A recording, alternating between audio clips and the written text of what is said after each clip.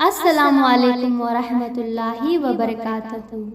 ನಿಮಗೆ ರಾತ್ರಿ ನಿದ್ದೆ ಬರ್ತಾ ಇಲ್ವಾ? ನಾಳೆ ಹೇಗೆ ಎಂಬುವ ಚಿಂತೆ ನಿಮ್ಮ ಮನಸ್ಸನ್ನು ಕಾಡುತ್ತಾ ಇದೆಯಾ?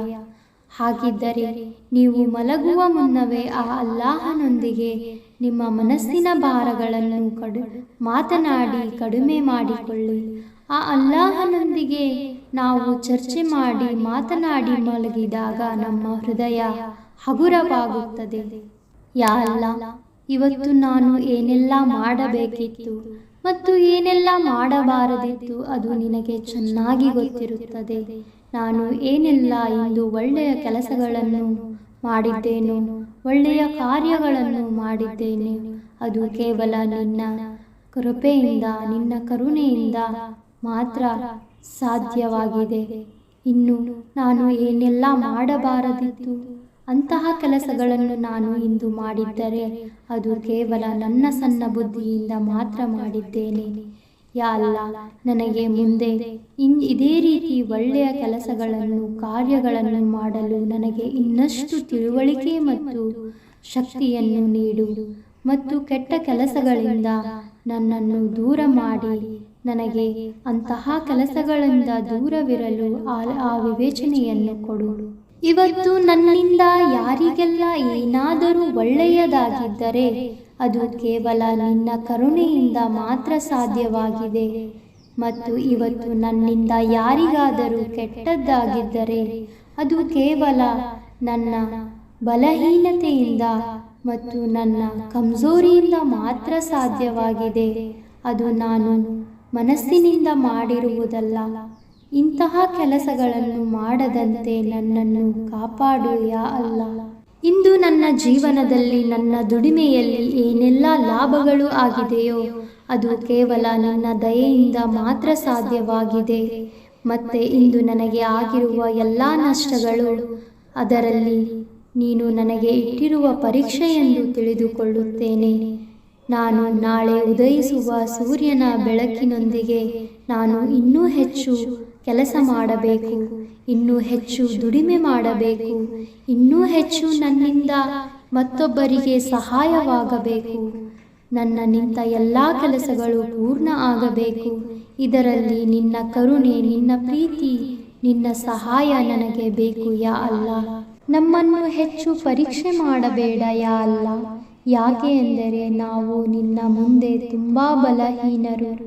ಯಾ ಅಲ್ಲಾ, ಎಲ್ಲರಂತೆ ನಮಗೂ ಸುಖ, ಶಾಂತಿ, ಸಮೃದ್ಧಿ ಕೊಡು.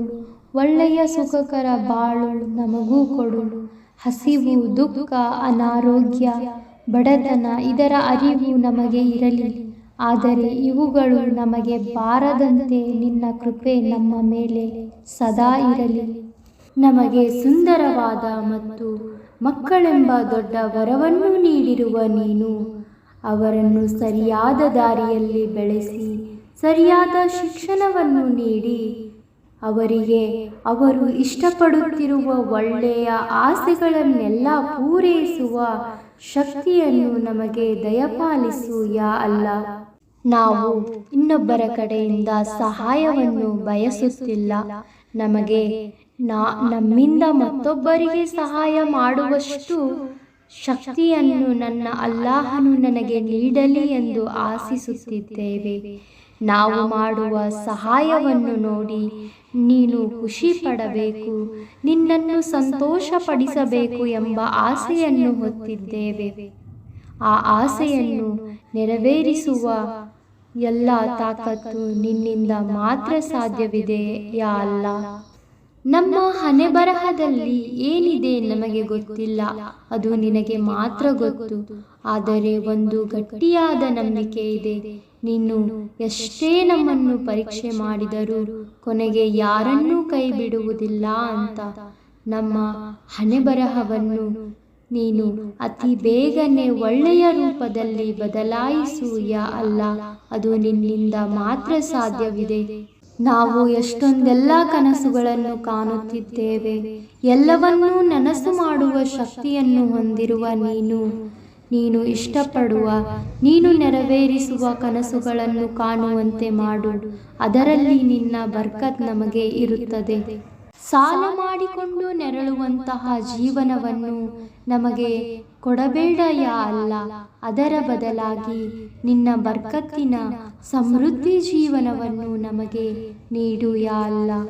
ಎಲ್ಲರಿಗೂ ನೀನು ನೀಡಿರುವ ಸಮೃದ್ಧಿಯ ಜೀವನವನ್ನು ನೋಡಿ ಮನಸ್ಸಿನಲ್ಲಿ ಒಂದು ಪ್ರಶ್ನೆ ಕಾಡುತ್ತದೆ, ನನ್ನ ಅಲ್ಲಾಹನು ನನಗೆ ಯಾವಾಗ ಈ ಸಮೃದ್ಧಿ ಮತ್ತು ಸಂತೋಷದ ಜೀವನವನ್ನು ನೀಡುತ್ತಾನೆಯೋ ಎಂದು ಆ ಭಾಗ್ಯವನ್ನು ಅತಿ ಬೇಗನೆ ನೋಡುವಂತಹ ಸಮಯವನ್ನು ದಯಪಾಲಿಸು ಯಾ ಅಲ್ಲ.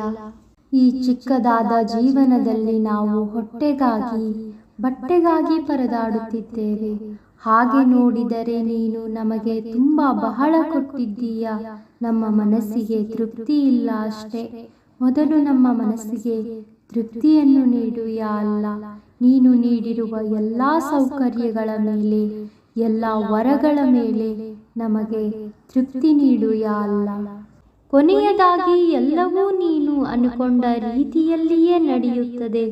ಇದನ್ನು ಅರ್ಥ ಮಾಡಿಕೊಂಡರೆ ಸಾಕು, ನಮ್ಮ ಜೀವನವು ಪಾವನವಾಗುತ್ತದೆ.